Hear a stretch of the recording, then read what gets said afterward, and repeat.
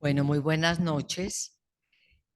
Vamos a comenzar hoy la sesión de trabajo propuesta sobre el seminario de la formación del analista. Eh, yo propuse como título La práctica de Lacan comentada por sus pacientes.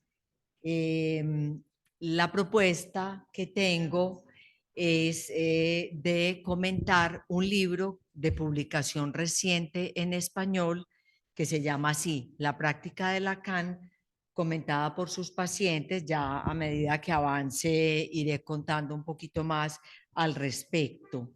De entrada, quiero avisar que vamos a trabajar también la semana entrante para retomar la secuencia de primer y tercer jueves del mes, porque debido a la cita internacional, mayo se nos complicó un poquito con los tiempos. Entonces nos volvemos a ver la próxima semana y ahí recuperamos la secuencia primero y tercer viernes del mes.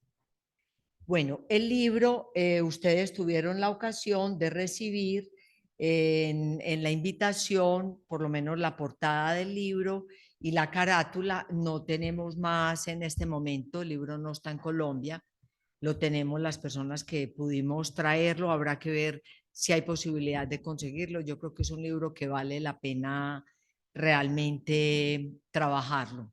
Yo lo voy a trabajar hoy y dentro de 8 días. Bueno, para comenzar, pues agradezco mucho a Jamie Montañez por su apoyo con el Zoom. Agradezco mucho a las personas que están presentes hoy en Medellín a pesar del diluvio. Agradezco también a las personas que se conectaron por el Zoom. Entonces comienzo con el trabajo que he traído, que he traído para esta noche. Comienzo recordando algo que traje algunas sesiones, una cita de Colette Soler que me ha producido preguntas importantes. La traigo nuevamente y la cito. Ella dice, el analista, él se hace producir como objeto A. No es solamente que ocupe el lugar del objeto A. Del objeto A, la expresión es muy sutil. Es hacerse producir. Quiere decir que él no se autoproduce. Convoca su iniciativa. Hay algo doble, convoca el deseo del analista. Hay que quererlo, querer estar ahí, y del otro lado, lo que lo produce tiene que ver con la falta del analizante. Es una cita de Colette Soler en un seminario que es este, que se llama Una clínica de excepción, un seminario reciente de 2021-2022. Esta referencia es muy importante, aunque enigmática. El hacerse producir como objeto A del paciente uno por uno. Es decir, que tampoco esa fórmula, ser el semblante de objeto A, encierra ningún estándar. Más bien es la vía por la cual no solo se habla del uno por uno del caso clínico, sino también del analista uno por uno respecto de sus pacientes. No hay una posición que defina el modo de intervenir de un analista, sino que su intervención y su posición dependen de la lógica que se juega en cada caso y en cada momento.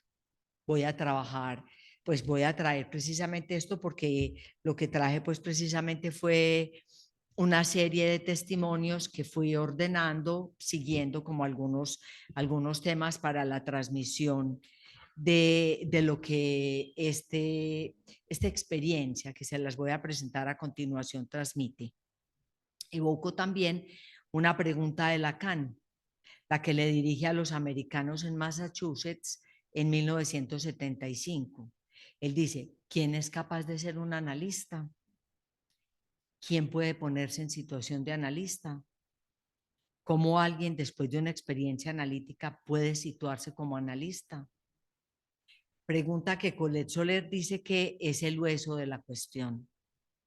¿Qué es lo que le permite a un sujeto sostener este lugar donde él hace semblante de objeto? ¿Qué es lo que asegura la presencia de semblante de objeto pues es una presencia. Veremos, porque es uno de los hilos que los analizantes de Lacan destacaron en sus testimonios. La respuesta entonces sería, la da Lacan, cuando se pregunta quién es capaz de ser un analista, él propone esta respuesta: el que puede ser semblante de objeto A, de su analizante. Para aportar una respuesta, se hace necesario volver a la pareja analizante-analista, pues ella está fundada sobre lo que está oculto en los otros discursos. Cito a Colette Solé. Ella dice: el analista, como partener del amor de transferencia, se hace del objeto A. Entiendan, del objeto A de su analizante, que la metonimia de la asociación libre transfiere hacia él. Este objeto A con el cual él está hecho, con el cual él se fabrica, el analista sabe que no lo es. Él no hace más que de semblante, él se presta, no más.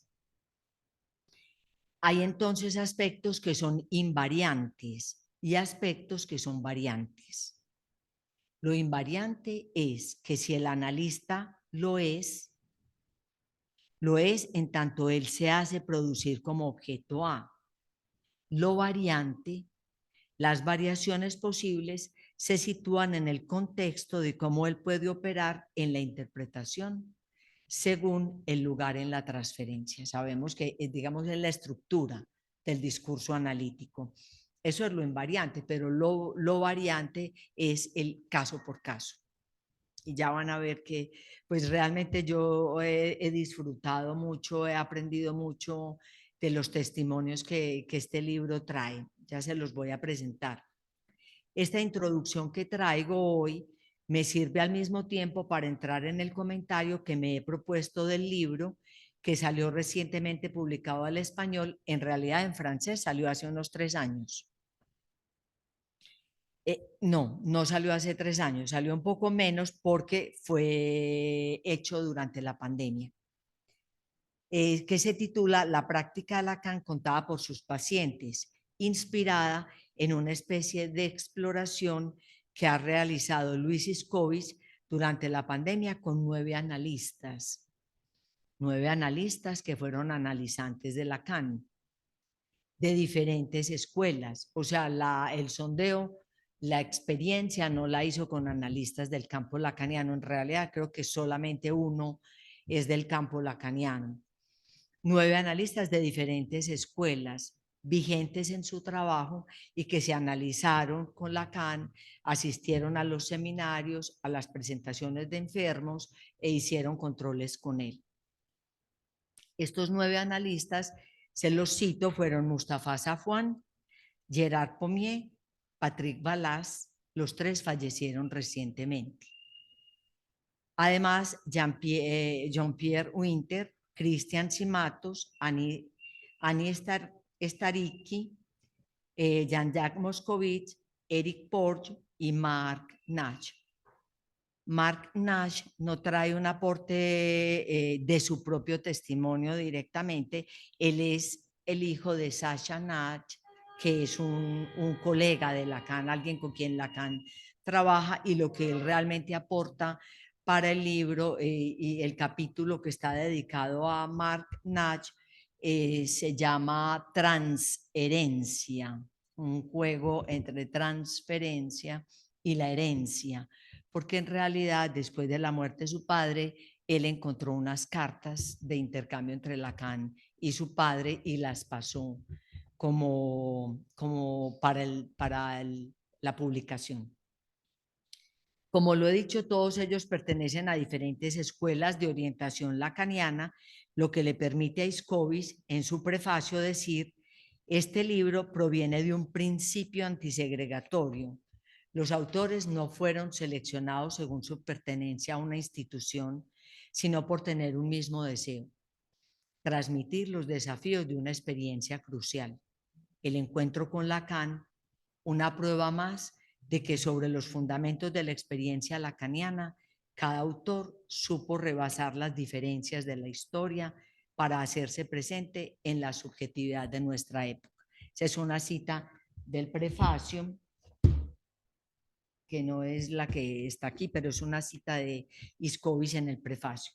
Y como por su parte lo afirma Julieta de Batista en el posfacio del libro, ella dice: la lectura de este libro contribuye a desandar la posibilidad de creer en la existencia de un Lacan Land, que es como decir la tierra de Lacan, supongo que se traduciría, que permitiría sellar con ese nombre la garantía del origen del analista, ¿cierto? Es decir, él pertenece a los formados por Lacan, él tiene el sello. Ella dice: hay que renunciar a esa expectativa con leer este libro porque verán, realmente los testimonios tienen una riqueza extraordinaria. Unos hablan más teóricamente, entonces que la caída del analista, el analista como objeto A, etcétera, etcétera. Otros hacen más un testimonio más como más íntimo de sus propias cosas del análisis, y otros se mueven entre lo uno y lo otro, pero creo que todos lo que están es tratando de dar cuenta de lo que significa el encuentro con la experiencia analítica. Ahí lo veremos. Entonces no hay un sello, no es una marca. Y esto lo traigo también porque uno de los temas que están en cuestión allí precisamente es que Lacan siempre luchó contra la identificación al analista. Voy a terminar con ese tema ahora porque era la propuesta que tenían los analistas de la IPA y los postfreudianos, o sea que un análisis se termina por la identificación con el analista. Entonces, me parece que a eso destaca Julieta de Batista cuando dice: no hay posibilidad de encontrar la marca o el sello de origen del analista. No alimenta tampoco, la continúo citando, la idea de la filiación analítica o la existencia de una extirpe de exanalizantes de Lacan, cuya marca fue reconocible. Y si no es esta la promesa que encierra este ejercicio, me pregunto yo cuál es pues su función. A ello, Julieta agrega: mantiene la pregunta que continúa vigente acerca del origen del analista, cómo surge un analista. Esto hay que destacarlo también porque es la vía por la cual releeré el conjunto de los testimonios para la próxima semana. Es decir, voy a volver la próxima semana, pero volviendo a leer los testimonios, transmitiendo pues la experiencia de los testimonios, pero en ese punto específico en lo que cada uno puede decir de cómo para él se dio el paso a analista. No es lo que haré hoy, pero lo voy a hacer la próxima semana, y estos testimonios que pueden testimoniar de cómo se dio en cada uno de ellos el pasaje del analizante al analista. Una pregunta que ha orientado nuestro trabajo en este seminario desde el principio. Dejo pues esa vía por hoy. Esta exploración, que nos deja una serie de testimonios con un fuerte poder de transmisión, fue realizada sobre la base de algunas preguntas. O sea, les hicieron unas preguntas, pues la primera seguramente si querían participar, pero les hicieron unas 3 preguntas que son las siguientes. ¿Cómo lo marcó el encuentro con Lacan? ¿Qué cambió en su vida? ¿Cuáles fueron las incidencias sobre su práctica como analista? Preguntas que sirvieron como eje general, pero que permitió, como dice Luis Iscovich en el prefacio, lo cito de nuevo: de un modo claro, auténtico, comprometido, cada autor nos muestra cómo se transformó su vida al punto de decidir devenir analista y orientarse por la teoría de Lacan. Las respuestas que comentaremos poco a poco dejan ver la diferencia radical que separa a cada uno de los demás, ante lo cual Iscovich se pregunta si ese no es justamente, es decir, si hay una marca, ¿cierto? Si hay un sello del origen del analista orientado por Lacan, sería, si no es justamente ese, como dice Iscovich, un signo de lo que Lacan designó como la mira de un análisis, a saber, obtener la diferencia absoluta. Nos los encontraremos en serie, lo encontraremos a cada uno pues en su singularidad. Aunque la pregunta es también si esa diferencia absoluta nos permite o no ver un cierto hilo común que nos indique los ejes de la práctica de Lacan. El deseo es sin duda ese hilo, como lo decíamos al comienzo. Para Lacan hay que querer estar ahí. Y a ello el prefacio precisa: ¿cómo no encontrarse otra vez con que el deseo constituye la respuesta de la orientación lacaniana respecto de la esencia del ser humano definido por Lacan como falta en ser? Lacan era un hombre de deseo. No ceder en su deseo fue el hilo conductor de esa experiencia de análisis. Annie Staricki lo define así: no ceder en su deseo fue el hilo conductor de esta experiencia de análisis. Aún más, cito a Cristian Simatos, él diría: yo sentía manar a este respecto el principio que profesaba salido de su lectura de Freud: no acomodarse a la cobardía ante el deseo, no ceder, decía él, y eso planteaba como en filigrana la pregunta por un final de análisis que respetara ese principio. Había entonces que poder terminar sin abandonar cobardemente. Hasta ahí Cristian Simatos. Cada uno con su singularidad intenta así transmitir lo que captó de la experiencia de un encuentro único, cómo lo atravesó y cómo eso cambió radicalmente su existencia.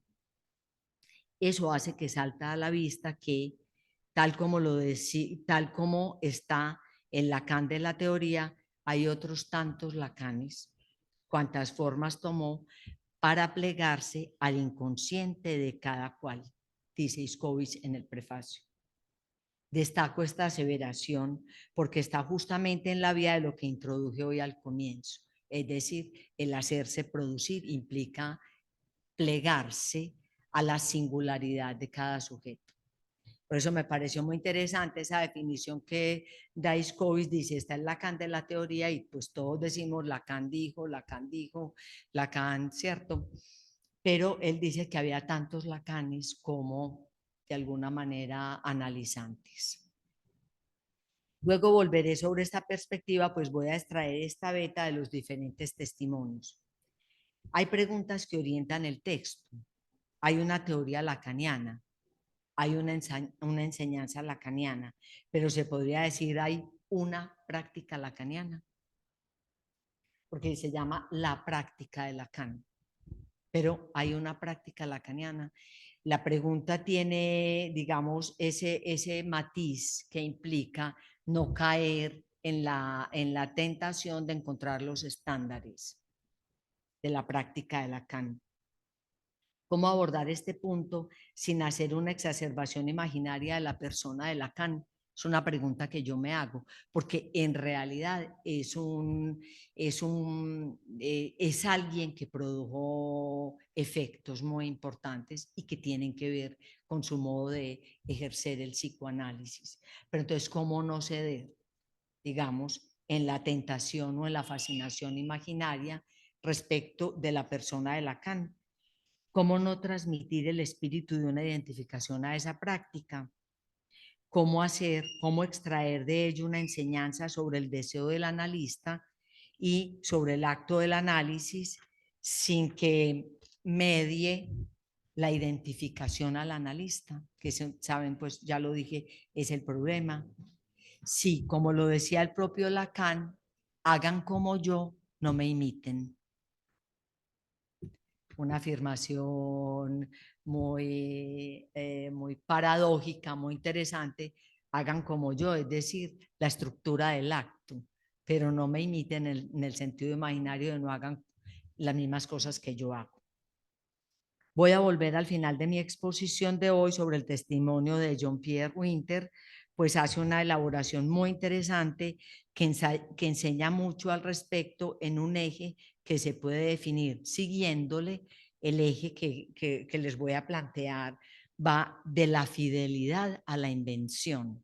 Este psicoanalista, que se llama Jean-Pierre Winter, él se enfrenta, seguramente por lo que la persona de Lacan específicamente significó para él, en ese movimiento que va de una fidelidad a la modalidad de práctica de Lacan y de ahí a lo que puede ser una invención, algo que pueda ser de su propia, derivado de su propia posibilidad de hacerse objeto en la experiencia analítica para otros. Esto me parece muy interesante, lo saqué así, viene acompañado de una serie de consejos, pero voy al final con eso. Ahora, un tercer eje que admitiría la lectura es una suerte de desmonte de los fantasmas que rodearon la práctica de Lacan y que llevaron a no pocos analistas a identificarse imaginariamente con ellos. Un Lacan mudo, las sesiones siempre cortas, el pago descomunal, el Lacan siempre ocupado y los turnos interminables. Julieta de Batista retoma esa vía para destacar el reverso. Él dice, cada tramo exuda la reticencia de Lacan a una práctica reglamentada y su constante sumisión a las posiciones subjetivas de sus analizantes. Vuelvo y destaco esto. Es decir, eso es algo que la mayoría destacan. Es decir, que Lacan se plegaba realmente a la singularidad de cada caso. Y su constante sumisión a las posiciones subjetivas de sus analizantes, su disponibilidad extrema a la urgencia, su sensibilidad para leer los tiempos del inconsciente, su forma de hacer valer una temporalidad no encorsetada en los relojes, su paciencia para acompañar el ritmo de cada analizante. No solo las sesiones eran de duración variable, también tenían un pago variable. Eso es interesante. Annie Staricki, en su testimonio, evoca la función del término presencia del analista. Ella dice que es un término muy fuerte y nos permite ver la variabilidad de esa presencia en función no solo de la singularidad de cada caso, sino además en las particularidades de cada momento de la cura. Entonces la cito en su exposición de las declinaciones de lo que ella llama el término de presencia del analista. Y ella dice, Lacan lo encarnó en una presencia benevolente que sabía escuchar la urgencia y el desamparo. Una presencia más distante que permitía la aparición de la separación en los diferentes niveles de la estructura. Una presencia exigente para hacer ceder la complacencia en el goce del síntoma y del fantasma. Una presencia deseante ante todo. En la página 126, les traje ahí las páginas, lástima que no tenemos mucho acceso al libro, y en la página 127 agrega otra variable de esa presencia y nos dice, Lacan hablaba muy poco, es decir, que el silencio formaba parte de la presencia del analista. Ese silencio hacía presentes los objetos fantasmáticos, los matices de la mirada, el tono de la voz. A lo que Jean-Jacques Moscovitz podría agregar precisando, ese silencio no es callarse durante la sesión, al contrario, sino aceptar una posición de enunciación inherente al discurso analítico. La palabra sobre un diván se sostiene en el silencio y la escucha del analista. Que un analista se calle significa muchas veces que lo que dice está muy cerca de lo que el analizante iba a decir, al punto de que éste se sirva de ello porque esa palabra es suya, es para él. O sea, que la palabra que el analizante está por decir y la que el analista calla es la del analizante. Me parece que se puede entender así. De allí esa vivencia frecuente de que el analista se calla pese a haber hablado. Y a continuación agrega la práctica de, no, y agrega, pero agrega, espérenme que junté dos testimonios, y agrega Annie Staricki, la práctica del corte estaba tan presente como su presencia. Las sesiones de duración variable.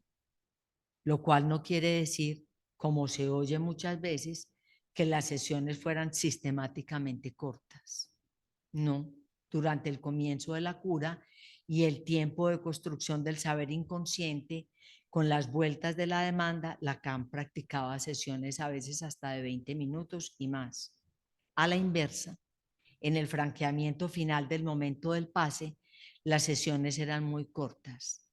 Su intención era no dejar deslizarse el discurso sobre el apoyo del significante, sino hacer cortes sobre el goce de los objetos pulsionales, hasta que un objeto en particular se revelara como el que causa el deseo. Hasta ahí Annie Staricki.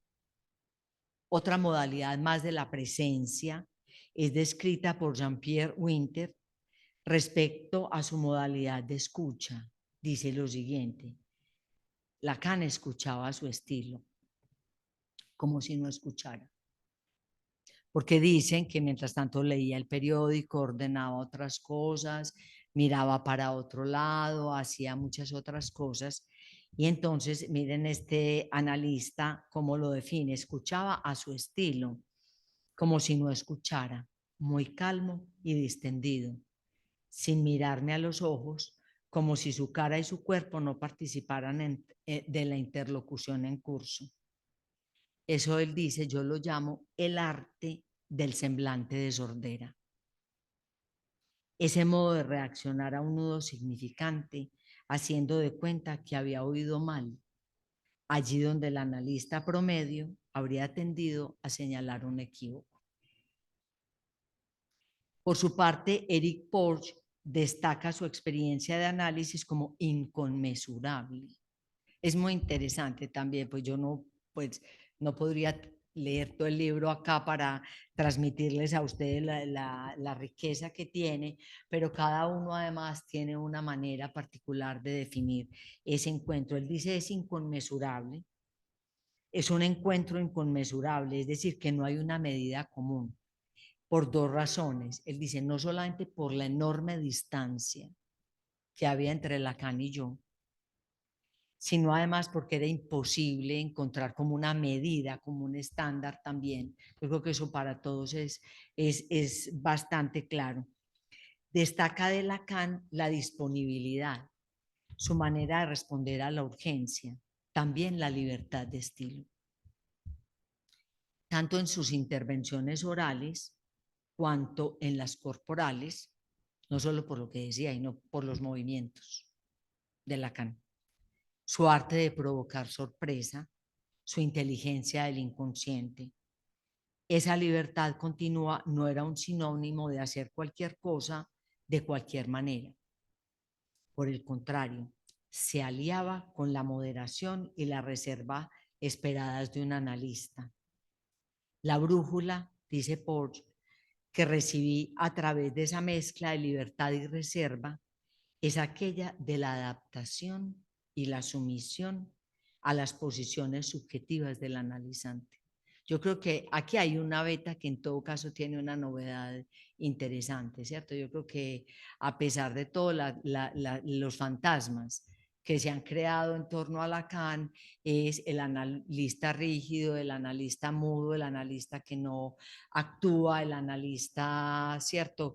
De las sesiones cortas, un poco un tiempo, unos analistas que para no producir ningún efecto imaginario en el paciente se vestían todos los días de la misma manera, pues es decir, intentando mantener un estándar, y Lacan barrió con todos los estándares posibles y creo que aquí hemos podido ir viendo algo. La próxima semana voy a trabajar un poco más al respecto. Entonces él dice, esa libertad no era el sinónimo de hacer cualquier cosa de cualquier manera. Por el contrario, se aliaba con la moderación y la reserva esperadas de un analista. La brújula que recibía a través de esa mezcla de libertad y reserva en la singularidad de cada caso. No, la brújula que recibía a través de esa mezcla de reserva es aquella de la adaptación y la sumisión de Lacan a las posiciones subjetivas de cada analizante. Un tercer rasgo que Porges le atribuye es la paciencia y su escucha con un silencio habitado. Hace falta mucha paciencia para dejar al analizante seguir su ritmo, un ritmo hecho de rancias, tanteos, aproximaciones. Y termina destacando que, por supuesto, esa paciencia no estaba despojada de impaciencia, incluso de cólera. Es valiosísimo, dice, distinguir la impaciencia como una forma de insistencia en el interior de la paciencia. Interesante, ¿no? Una escucha que parecía no escuchar, un silencio habitado, una paciencia habitada de impaciencia. Es decir, esa dimensión paradójica me parece como interesante también de lo que ellos pueden distinguir de lo que fue esa experiencia para ellos. Y cómo de ahí ellos derivan no un estándar, sino eso, digamos que la regla es ese hacerse producir como el objeto A de su analizante, es la primera frase que leímos, pero las que encontré en muchos de ellos es la sumisión a la singularidad de cada analizante. O sea, cada uno se analizó con un Lacan distinto. Hay un factor que, sin ser exactamente común, sin embargo, marca una línea preciosa.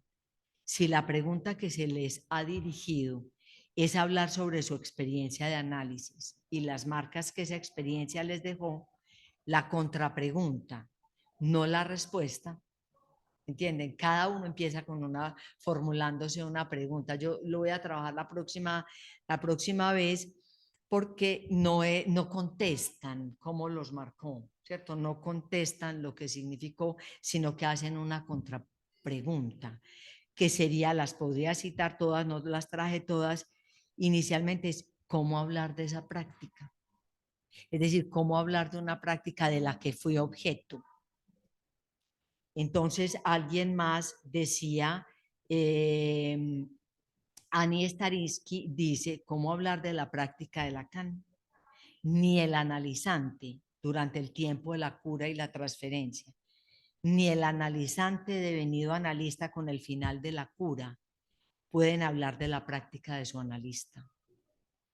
Únicamente el analista, perdónenme, el analizante devenido analista puede hablar de su práctica de analista. Es decir, que lo que pueden hablar es de lo que eso produjo en ellos, no de cómo fue, a pesar de que los testimonios dan cuenta. Hay unos que son increíbles, pues por lo que muestran de las modalidades de intervención de Lacan, inclusive irónicos, la gran mayoría. La próxima semana quizás podremos hablar un poquito más al respecto. Hoy quería pues como trazar una línea general de la descripción que hacen de ellos. Entonces voy a ir a esta parte que les dije que lo haría luego porque es un problema que está presente, que se preguntan todos, es cómo hacer como Lacan sin imitarlo. Parafraseemos al propio Lacan. Entonces, Jean-Pierre Winter dice una última cosa. Sabemos del extraño fenómeno de dependencia narcisística que Lacan suscitó en cantidad de sus alumnos, condenados desde entonces al mimetismo y la monería fascinada. Yo mismo le habré escapado siempre. También me habré identificado imaginariamente con Lacan. Que es en cierta medida otra de las preguntas que es muy difícil de contestar. Con o sin identificación, habrá habido en los detalles de mi propia práctica clínica huellas concretas de su influencia. Sobre este punto diría que, como para muchos de los alumnos de Lacan, las cosas evolucionaron progresivamente. Al principio no se puede inventar todo y estamos obligados a contar con el recuerdo de nuestro propio analista como paradigma de la práctica clínica. Luego, con el paso del tiempo se desarrolla la inventiva personal, Por eso les decía que el eje que él propone es, y él lo llama así, de la fidelidad a la inventiva, de la fidelidad a un modelo a encontrar su propio modo, que me parece que sería realmente de lo que se trata. Luego, con el paso del tiempo, se desarrolla la inventiva personal y nace una cultura clínica original que varía y se transforma en función del tipo de pacientes que recibimos. Eso creo que no, en ninguno falta esa definición. Que no hay el analista lacaniano estándar de ninguna manera. Aun cuando el colega que se queja de no haber tenido los pacientes que merecía, en realidad va por mal camino. Claro que sí, tuvo los pacientes que se merecían. De mi parte, debo confesar, les recuerdo que estoy leyendo a Jean-Pierre Winter. Espérenme, les voy a precisar el nombre porque es un analista que yo no conocía, a Jean-Pierre Winter. Él es cofundador del movimiento del costo freudiano. Realmente es muy interesante, son prácticamente 9 escuelas lacanianas diferentes las que encontraron en estos distintos testimonios. Es lo que me parece que permite además, sin una doxa, cada uno tratar de mostrar cómo se produjo esa experiencia. De mi parte, debo confesar que empecé por la peor de las imitaciones, aquella de las meras apariencias. Tener muchos analizantes en la sala de espera, practicar sesiones más o menos cortas, etcétera. Pero aprendemos casi todos nuestros analizantes. Y los míos no tardaron en hacerme entender que ese ropaje no me sentaba bien. Lacan, como dije, tenía la costumbre de puntuar las sesiones con muy bien, está bien, etcétera. Así pues, un día le dije a una paciente, como a tantos otros antes, está muy bien lo que acaba de decir. Y ella indignada me respondió, no estoy acá para oírlo juzgar la calidad de lo que digo. No le corresponde decir si lo que enuncio está bien o no. Hoy está bien y mañana si usted no dice nada sería una tontería. Evidentemente ella tenía razón. Pero por lo que me concierne, yo nunca había percibido esas puntuaciones de mi analista como juicios de valor, porque ellos dicen a veces que quería decir exactamente lo contrario. O sea, le decía, ah, qué bien, y cortaba la sesión y se iba a desbaratar, se caía todo. Es decir, ese, ah, qué bien, para nada significaba que todo iba bien. O sea que identificar simplemente el rasgo o la palabra no quiere decir nada, porque él tenía, digamos, una cierta manera a alguien que le pidió una cita, se la pidió por el teléfono y le dijo, ah, entonces venga el miércoles. Y le colgó. Y él se quedó en el aire porque que venga el miércoles, ¿a qué horas? Y él al final destaca precisamente el valor que tiene esa libertad, o sea, que lo interesante es el peso que tiene para uno que lo confronten a su propio silencio y a su propia libertad. Entonces no sabía qué hacer, ir por la mañana, ir por la tarde, habló con los amigos y los amigos le dijeron, pues espere hasta el lunes y vuelva y llame. Le contestó Gloria, la secretaria de Lacan, y él le dijo, es que él me dijo que fuera el miércoles, pero no me dijo que a qué horas. Ella le dijo, pero ¿qué fue exactamente lo que él le dijo? Él le dijo, no, que viniera el miércoles. Y ella le dijo, entonces venga el miércoles. O sea, esa libertad además se volvió relativamente insoportable porque era una elección de él, ¿cierto? Como eso, finalmente, muchas de las variables. Bueno, voy a seguir un poquito aquí con la experiencia que nos da John Pierre Winter y dice, bueno, él dice que debió pues empezar por encontrar sus propias marcas y su propio estilo clínico, dejándose guiar por sus pacientes. Ven, que es una sutileza que la he destacado todo este tiempo. Me parece que es una enseñanza formidable. Bueno, en el Foro de Bogotá tenemos una actividad que se llama ¿Qué nos enseñan los pacientes? ¿No? Es decir, que cuando Freud dice tomar cada caso como si fuera el primero, no imprime un estilo, no imprime un saber teórico que precede a ese encuentro. Es decir, que tiene el valor de encuentro. Y varios de ellos dicen, es un encuentro, se puede o no dar. Bueno, dejándose guiar por sus pacientes y por todo aquello que me diferenciaba de Lacan. Bueno, si poco a poco me fui emancipando de esa identificación, entonces, sin embargo, nunca renegué de la herencia de Lacan. Y me parece incluso haberme mantenido fiel a su aporte más fundamental, el cuidado de evitar las interpretaciones precipitadas, aun si estamos seguros de haber dado con un hecho esencial, saber interpretar sin dramatizar la interpretación, sin recurrir a palabras demasiado unívocas que correrían el riesgo de hacerla notar, procurar invisibilizar, por así decirlo, no tenerle miedo a lo que nos viene a la mente, porque las interpretaciones de Lacan eran así. Alguien un día llegó y le dijo, tuve un hijo y le puse este nombre, dice Lacan, Dios mío, y cortó la sesión. O sea que por supuesto está lejísimos de cualquier interpretación que sea calculada, que sea pensada, porque por lo demás es una intervención, o sea, de salir otra vez desmoronado, pues como se cae todo, y en cambio empieza a ordenar toda la historia que sin él saberlo había para él detrás del nombre que le puso a su hijo y todo lo que eso significó ese trabajo. Muy bien.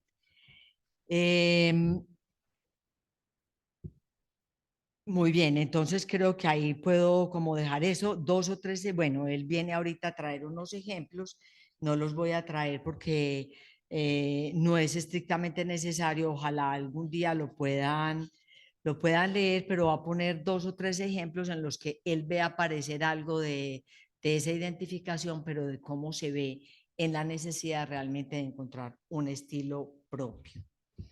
Entonces termino con cómo termina este analista su testimonio.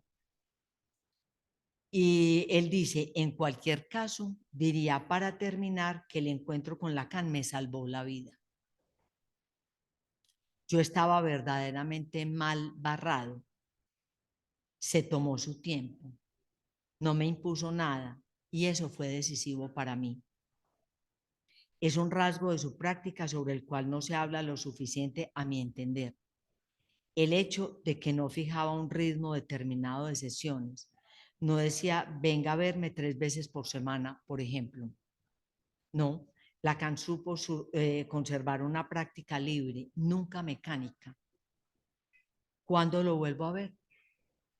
Me decía al final de la sesión. Más bien, y poco a poco se inventaba un paso de danza. Nada de autoritarismo realmente. Esa libertad, esa aptitud para suscitarla y transmitirla, era las de Lacan, un hombre libre. Bueno, después trabajaremos un poquito más los testimonios, pero bueno, por aquí pues, aquí me detengo por hoy. Les digo la verdad que es una experiencia fascinante. También evocaba precisamente, pues traté de no dar ningún testimonio que tuviera que ver con la vida personal de cada analizante. Algunos lo hacen, tratan su tema con su padre, etcétera, etcétera. Pero me evocaba, por ejemplo, el testimonio de Pierre Rey, porque Pierre Rey dice algo que a mí me resonó, y es que él dice, contrario pues a que la gente dice el analista es silencioso, el analista no habla, el analista se calla, o sea que lo que no soportaban era el silencio del analista. Pierre Rey destaca es que ese silencio lo confronta con su propio silencio. ¿Cierto? La mayoría, pues varios hablan de en su primera cita, pues ellos van, piden una cita y después cuando llegan allá, la pregunta que les hace Lacan es completamente inesperada y entonces algunos, Patrick Balaz, por ejemplo, que es de la Internacional de los Foros, Él falleció el año pasado. Él decía, apenas balbuceé algo y él me seguía haciendo preguntas, etcétera, etcétera, pero es uno de los testimonios que tenemos aquí, que es el de Patrick Balaz. El otro es de Mustafa Safwan, que yo no sé si conocen a Mustafa Safwan, pero Mustafa Safwan encontró a Lacan antes de que Lacan fuera Lacan, en cierta medida. Estaba demasiado joven y Mustafa se murió. Safwan se murió en el 2020 teniendo 99 años. O sea, él se murió muy poco tiempo después de haber presentado su testimonio. Y Gerard Pomier, sabemos, murió hace pocos meses, murió en agosto del año pasado, que es alguien cuyo trabajo ha permeado también de muchas maneras eh, nuestra formación. Bueno, hasta aquí llego pues como por hoy. Si hay algunas preguntas, sería importante, hacemos un diálogo, si quieren preguntar algo.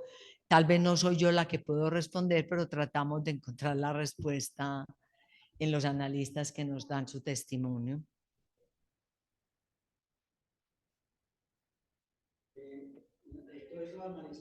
Creo que tienes, no, hay una mujer, una,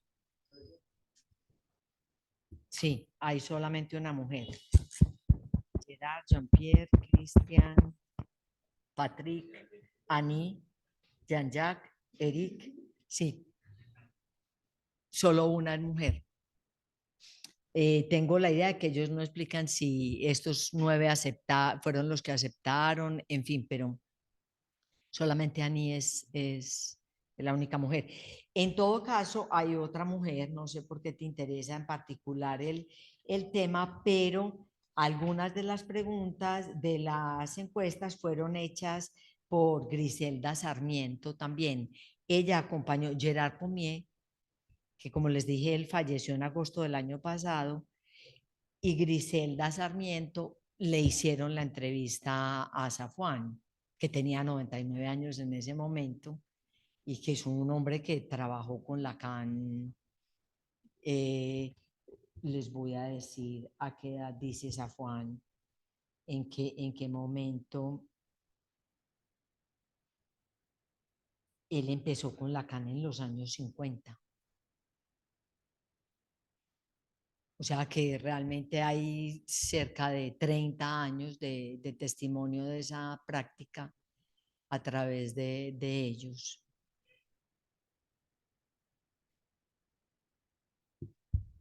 Bueno, ¿tenemos alguna pregunta, Mariluz? Ah, ok. Buenas noches, Clara. Muchas gracias por tu presentación. Hay una expresión que tú dijiste sobre la práctica de Lacan, algo que tú mencionas, pues, o a partir de la lectura, como un rasgo, pues, de él, como una inteligencia de lo inconsciente. Mm. Y pues, y lo uno con algo, pues, que también lo pienso así como una especie de intervención sin pensar, ¿cierto? Como, digamos, como que es no sé, esto de la inteligencia de lo inconsciente, cómo lo podríamos pensar?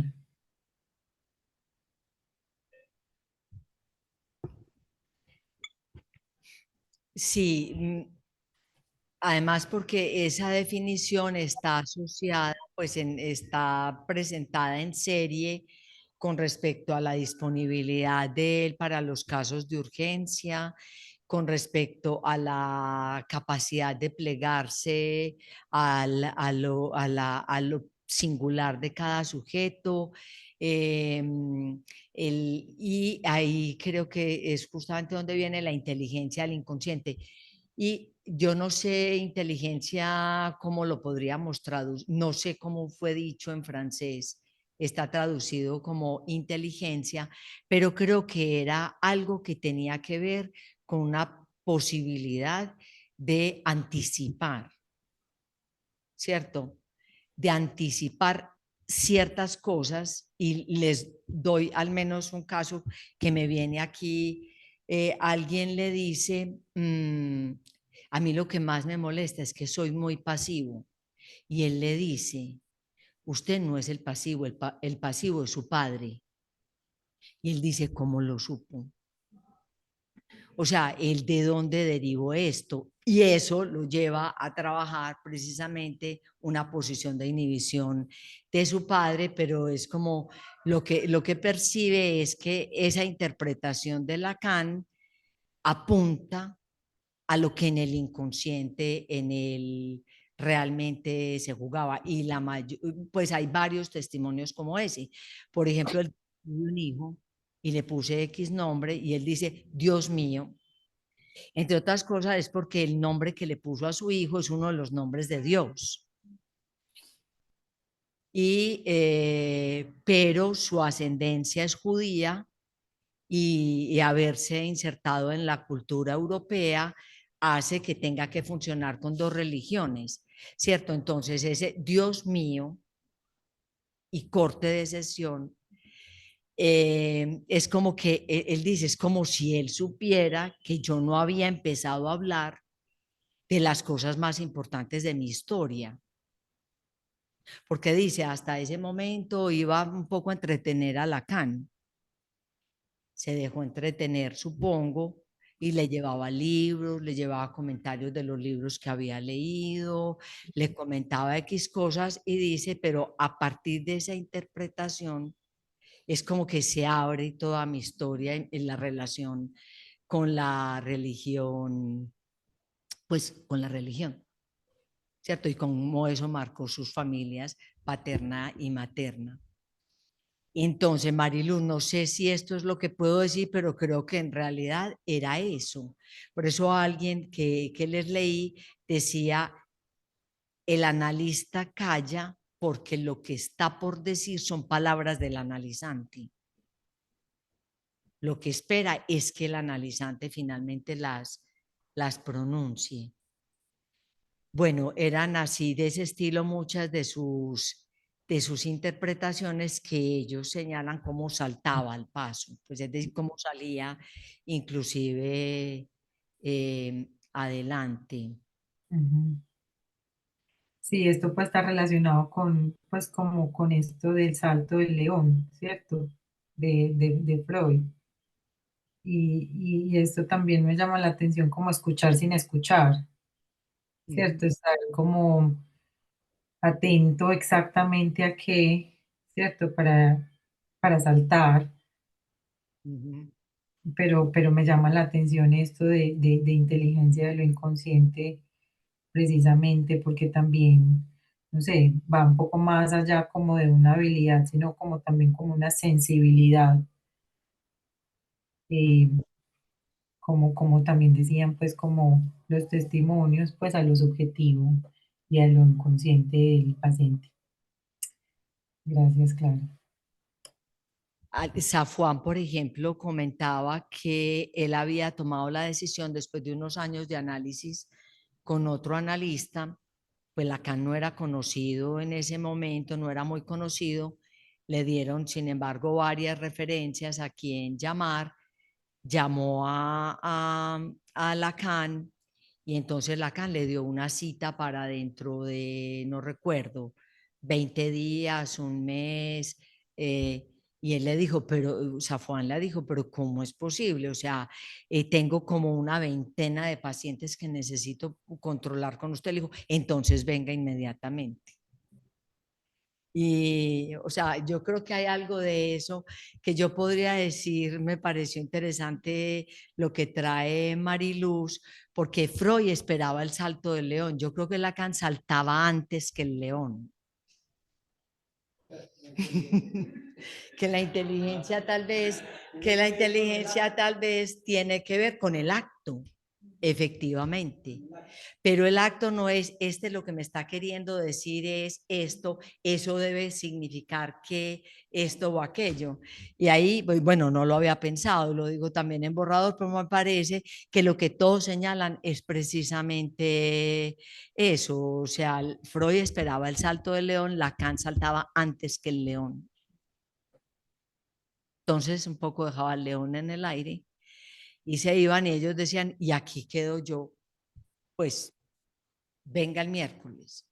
Él dice, quedó ahí, tramó la semana que hacer, si ir por la mañana, si ir por la tarde, si convendría la mañana, si convendría la tarde, etcétera. Y así fue efectivamente eso. Carlos, ibas a decir algo. Sí, con esto último que dijiste, pues yo estaba pensando varias cosas. Cada que escucho, digamos, sobre este tema, pienso en la premisa freudiana, me parece fundamental. Cada caso como si fuera siempre el primero, ¿cierto? Pero con esto que dices de esperar el salto del león en Lacan, yo también he tenido una pregunta y es, hay analizantes que pueden estar mucho tiempo en análisis y necesitar como un acto, pues la palabra que se me ocurre, para poder realmente avanzar, ¿cierto? Mi pregunta era esperar a que salte el león o también esa minucia que creo que el analista tiene cuando es un analizante que lleva tiempo de análisis, que ha entrado en un análisis, y que en ocasiones lo que siento yo que lo que hace falta es mm, Un una acto, palabra, un acto, pues sí. como el tipo Ujú. de acto que nombrabas de Lacan, de ay Dios mío, ¿cierto? Mm, Que creo que es fundamental, que es una interpretación, o sea, es algo que creo yo que el analista coge y que devuelve al analizante para poder, la palabra que se me ocurre es empujar algo ujú, ahí, un acto en el sujeto, ¿cierto? Yo creo que es una cosa, cada que escucho estas historias, pues como de Lacan, analista, o de sus pacientes, siento que era muy propio del mismo Lacan, ¿cierto? ujú, Decir algo, empujar a algo, ¿cierto? ujú, Entonces, no sé si es una diferencia radical con Freud, ujú, que era más esperar, a un Lacan que yo siento que empuja a ese sujeto a un acto, ujú, porque una sensación que tengo es que hay analizantes que podrían quedarse dando vueltas y vueltas y vueltas en lo mismo, eh, hasta que hay un punto de quiebre ujú, que puede ser eso, una interpretación. No creo que sea tampoco el analista haciendo por el analizante, pero sí empujando algo ahí, ¿cierto? Es ujú. como la sensación, lo que he pensado estos días en torno a todo este tema, que también tiene que ver, como lo decías ahorita, de un analista que es, eh, pues el trabajo de análisis que se hace producto de haber pasado pues por un análisis, ¿cierto? Que no hay un manual para ser analista como tal, sino que se opera con un producto de un análisis, Ujú. ¿cierto? Entonces, es como la impresión, ese empuje que puede proporcionar a veces el analista con su paciente. Sí, no sé cómo se ve acá porque no tenemos la cámara. No, simplemente para los que están en el Zoom, lo que voy a hacer es escribir el discurso analítico. Eso es todo. Entonces, miren, porque lo interesante, por eso yo empecé con aquella cita del hacerse producir como el objeto A de su analizante. Exacto. Hacerse producir, que es distinto a lo que siempre repetimos de memoria. El analista está como semblante de objeto A que causa la división del sujeto, ¿cierto? Y que que el sujeto, para que el sujeto trabaje y produzca los significantes amo de su historia, pero se ve, ahí está, los significantes amo del goce de su historia y que tendría como efecto el saber en el lugar de la verdad. Entonces así lo repetimos de memoria. Pero lo que yo quería precisamente, la idea justamente que yo traía hoy es que este lugar es un lugar retroactivo, es un lugar paradójico, porque hemos trabajado en el seminario todo el tiempo que saber ser el desperdicio de la humanidad, saber ser el desecho que cae al final del análisis, etcétera. Claro, esto tiene que haber caído, algunos en los testimonios lo presentan de manera teórica, ¿cierto? Algunos otros un poco más como enfrentados ellos mismos a esta condición, pero esto, claro, que esto se tiene que producir al final del análisis, porque es con esto que puede venir a estar en este lugar. Pero lo que estoy diciendo me parece que tiene algo de verdad, digámoslo así, en que este lugar no es el lugar agente, es el lugar agente, pero ahí no se está, sino como un efecto. Pensemos, esta retroacción, lo voy a pensar más lo que estoy diciendo, esta retroacción la hace la transferencia, ¿cierto? Por eso la primera cita que traje, se hace producir como objeto A. Hacerse producir como objeto A de su analizante quiere decir que quien está aquí no es el analista, sino que él está desde el lugar del objeto y me hace pensar un poco más también en relación a la pregunta de Mariluz, porque si pensáramos que el analista es alguien que tiene una inteligencia particular del inconsciente, nos queda un poco situado el analista en el lugar de la persona que sabe hacer o no con la práctica. Pero Lacan siempre dijo, el analista es parte del inconsciente. ¿Entienden esa idea? O sea, el analista es parte del inconsciente. El analista no es una persona que escucha el inconsciente del otro. Así varios testimonios nos hayan dado un poquito esa idea. No, la inteligencia, y estoy aquí pensando la pregunta de Mariluz, tiene que ver es con que él es parte del inconsciente. Por eso Lacan dice, por ejemplo, hay algunos casos, y no sé si tendrán que ver, por ejemplo, con los que Carlos proponía, en los que el analista tiene que tocar desde adentro. Es decir, desde adentro en la medida en que él es ese objeto y ese objeto es parte del discurso analítico. No es una persona que hace operar el discurso analítico. Me parece que esto tiene mucha, pues es una vía para que lo pensemos, porque por eso traía aquello de la pregunta que se hacen todos, en cierta medida es cómo no imitar a Lacan, cómo no seguir la identificación imaginaria con Lacan, porque Lacan respondía desde este lugar, ¿cierto? No, seguramente que era una persona singular, por supuesto. Él como persona era una persona absolutamente singular, pero respondía, y eso me pareció muy de una gran riqueza lo que los testimonios transmiten, y es el plegarse. Pero entonces plegarse es una posición humilde del analista o plegarse quiere decir, él está en el dispositivo y ese dispositivo no marcha sino en tanto que él ha sido producido como el objeto. Este objeto no es el analista, este objeto es del sujeto.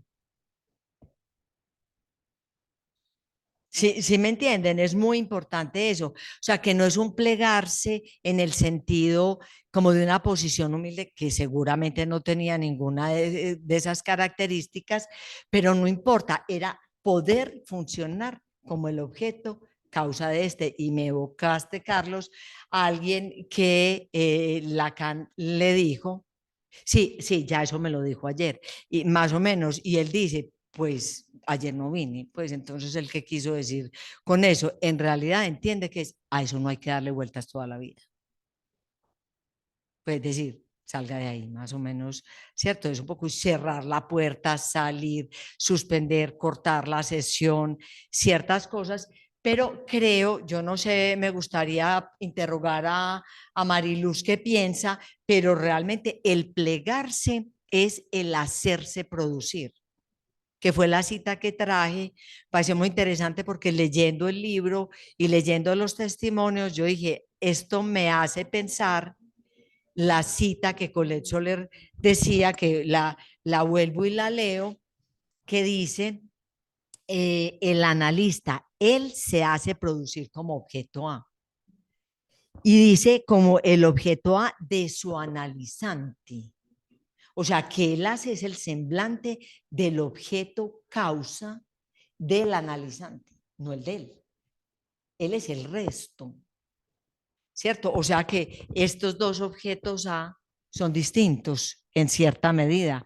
Esto es lo que debe haber caído al final de un análisis y es con esto con lo que se puede formular la pregunta de si ser o no ser un analista. También algunos se formulan eso, pero este objeto no es del analista. Este objeto no es el analista. Y entonces volvamos, que yo misma estoy entendiendo un poco más lo que decía al comienzo, el analista, él se hace producir como objeto A. No es solamente que ocupe el lugar del objeto A, la expresión es muy sutil. Hacerse producir quiere decir que él no se autoproduce. O sea, él no hace de objeto A. Él o puede recibir vía la transferencia, que es la cita de Colette de aquel seminario, él se hace, él no se autoproduce, convoca su iniciativa. Hay algo doble, convoca el deseo del analista por un lado y la falta en ser del sujeto por otro lado, que es una operación. Entonces, ¿qué quiere decir? Que convoca por un lado lo que hace de semblante de objeto A y por el otro lado la falta del sujeto. Así creo que podríamos leer en este momento que estoy entendiendo un poco mejor lo planteado, porque sí, estas preguntas me hacen pensar que no es la persona, seguro, que antes al contrario era complejo deshacerse de esa persona. Pero cuando dicen se plegaba, era dócil, respondía, siempre dispuesto a los casos de urgencia, etcétera, porque así decía, entonces venga inmediatamente. Así tuviera 10 o 15 personas sentadas en sala. En fin, esta referencia es muy importante, aunque enigmática, el hacerse producir como objeto A del paciente uno por uno. O sea, que este objeto tiene tantos valores como analizantes. Mariluz está todavía allí. Me gustaría saber qué piensa Mariluz de esto, porque en realidad no es una habilidad subjetiva particular. No están en cuestión las de Lacan, pero están en cuestión las del analista. Ujú. Sí, o sea, yo lo pensaba o sea, por eso la pregunta de, pues, como que si podría, cómo pensar esto de la inteligencia de lo inconsciente, yo lo pensé en su momento como, pues, como algo relacionado con saber, digamos, como cortar el sentido para que aparezca otra cosa, ¿cierto? Pero cuando tú mencionas aquí, pues, no sé, creo que digamos, como que le das una interpretación distinta o lo conectas con esto que dice Colette Soler de el hacerse producir como objeto A. Entonces, o sea, la inteligencia en este caso estaría relacionada en esa capacidad o entendimiento de ese hacerse producir en el caso por caso. Mi pregunta es la siguiente, o sea, como dentro de la operación analítica, ¿en qué consiste este hacerse producir? O sea, ¿cuál es el efecto del hacerse producir? O sea, ¿por qué apuntar siempre ahí? apuntar siempre al hacerse producir como objeto A, porque pareciera que eso fuera como lo único o digamos como el eje central de la operación analítica, ¿cierto? Esa sería como la constante, ¿cierto? Como la constante del hacerse producir el objeto A del paciente siempre, ¿cierto? Esa sería pues como el acto analítico.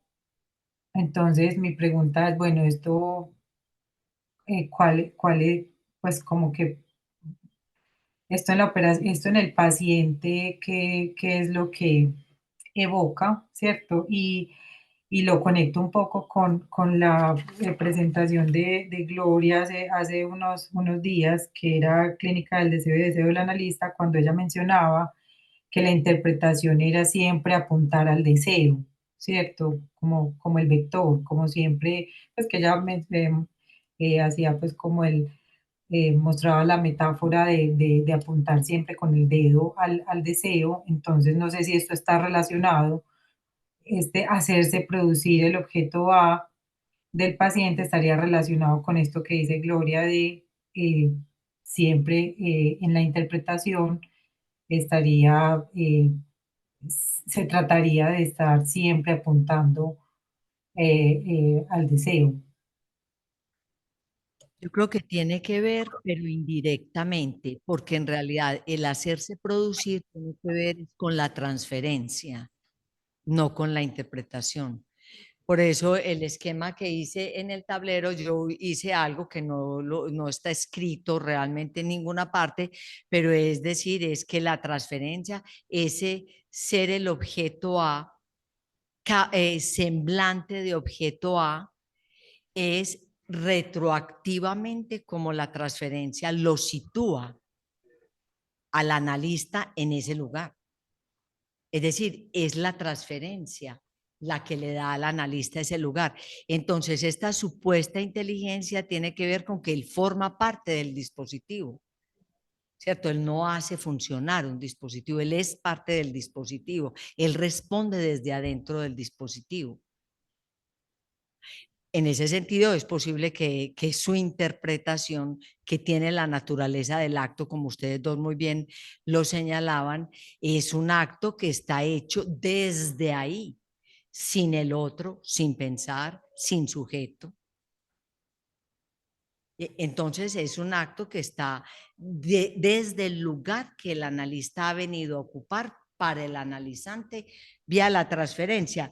Yo creo que yo no copié toda esta cita precisamente, pero la podemos buscar para la próxima semana porque justamente, a ver, sí, lo voy a leer así, mira, Mariluz. Dice, el analista como el partener del amor de transferencia se hace del objeto A, entiendan, del objeto A de su analizante, que la metonimia de la asociación libre transfiere hacia él.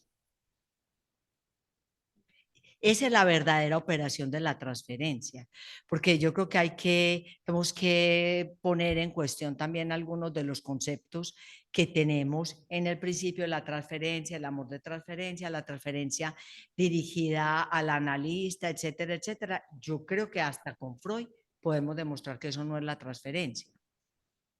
De hecho, Freud la define como que el analista aporta un rasgo, un tipo, y lo pone como el ejemplo, ¿cierto? Es decir, el tipo de la tipografía, es decir, un sello, una marca sobre el analista. Y dice Freud de las pulsiones no resueltas. Esa es la primera tesis de Freud, y él lo llama falso enlace. Es decir, que la transferencia no está dirigida a la persona del analista. Es clarísimo. Desde 1912, desde 1914, que son los dos textos de Freud sobre la transferencia. Entonces, obviamente, yo creo que Lacan necesitó, en eso Lacan era Lacan, otra cosa es lo que hacía como analista de sus analizantes, sacar el psicoanálisis precisamente como de ese terreno, de ese no se me ocurre sino la palabra pantanero, de esa arena movediza en la que los posfreudianos lo dejaron. Claro que si uno lee a los posfreudianos y lee a Freud, uno dice, leyeron a Freud, ¿cierto? Pero creo que Lacan hace todo el esfuerzo posible para que no quede ahí ningún malentendido. Entonces vuelvo y leo este párrafo que lo podemos considerar más. El analista como el partener del amor de transferencia se hace del objeto A. Él se hace del objeto A, es decir, la materia, el material del que él está hecho, no la persona que abre la puerta, cierra la puerta y cobra. El material del que está hecho el analista dice, entiendan del objeto A de su analizante. Esto es la cita de Colette Soler, que la metonimia de la asociación libre le transfiere hacia él. Este objeto A con el cual él está hecho, o sea, esa materia de la cual él está hecho, con la cual él se fabrica, el analista sabe que no lo es. Entonces yo creo que aquí es bien importante porque, digamos, entender inclusive el dispositivo analítico a la luz como de esta reflexión, creo que nos ayuda inclusive a entender. O sea, la inteligencia no es que hay que ser inteligente para ser buen analista. A veces puede ser, a veces hasta lo contrario. Es decir, se necesita ser un poco tonto para plegarse en ese lugar sin pretensiones personales. ¿Cierto? Bueno, no sé, Marilu, me parece que es un tema muy importante y creo que estamos en la vía de poderlo seguir trabajando. Yo creo que de pronto la próxima semana que traiga un poco más estos testimonios de lo que para ellos significó el pasaje del analizante de Lacan a analista. ¿Cómo era que decía John Pierre? Decía como me fui independizando, me fui como, es decir, saliéndose del peso de la identificación imaginaria. No es más que eso. Bueno, Mariluz, gracias porque muchas elaboraciones realmente surgen a partir de esto, pero hay que pensar que cuando hablamos del analista no estamos hablando de la persona. Por eso poderse plegar. Ellos, algunos dicen que había alguien que le había pedido a Lacan y Lacan lo oyó un día y no lo recibió. O sea, dijo, es inanalizable. Y alguien que le dijo, no, pero es que yo creo que este paciente me dice que es que él es inanalizable. Y Lacan le dice, si él dice que es inanalizable, es porque es inanalizable. Punto. O sea, no mueva lo que no hay que mover. O sea, ahí no hay modo de hacer ese lugar. Bueno, Carlos.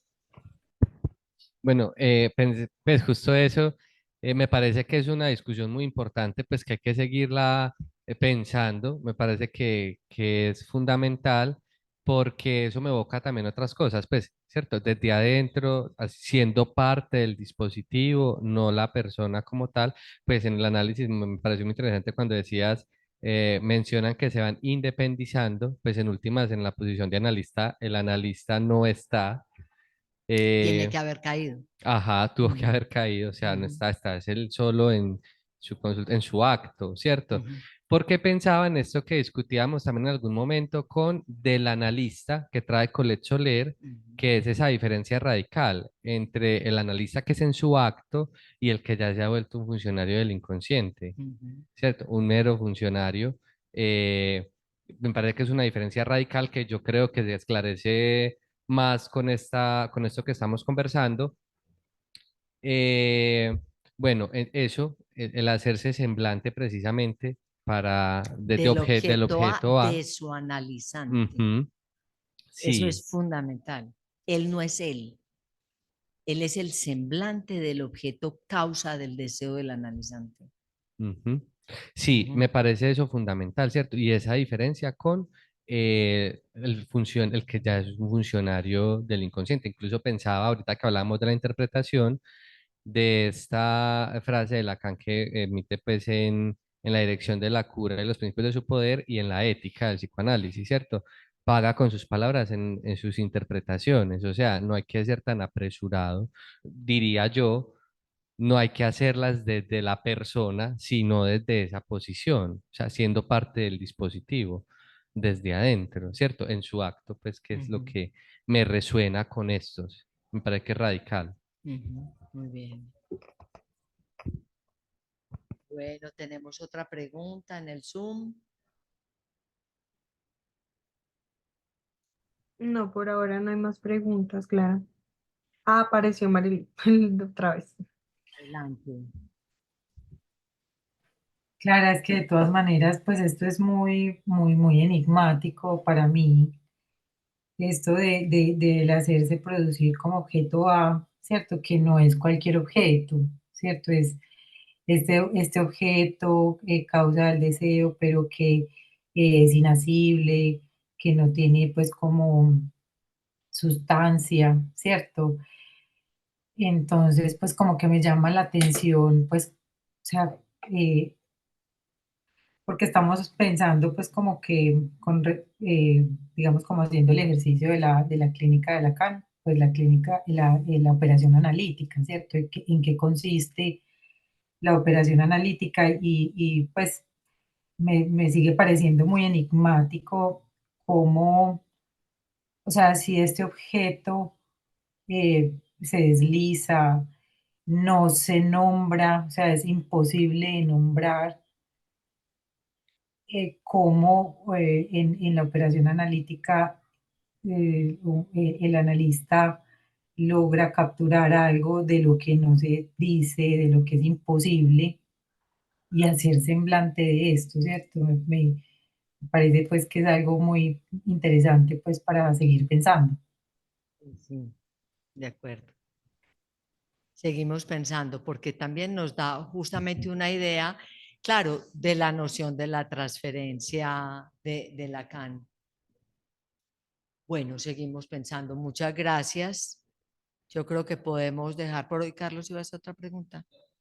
Bueno, muy bien. Entonces dejemos por hoy y recuerden que nos vemos la próxima semana. La intención es recuperar la secuencia que es primero y tercer jueves de cada mes. Bueno, muchas gracias a los que vinieron a pesar del diluvio y a los que se conectaron vía Zoom. Muchas gracias y una buena noche.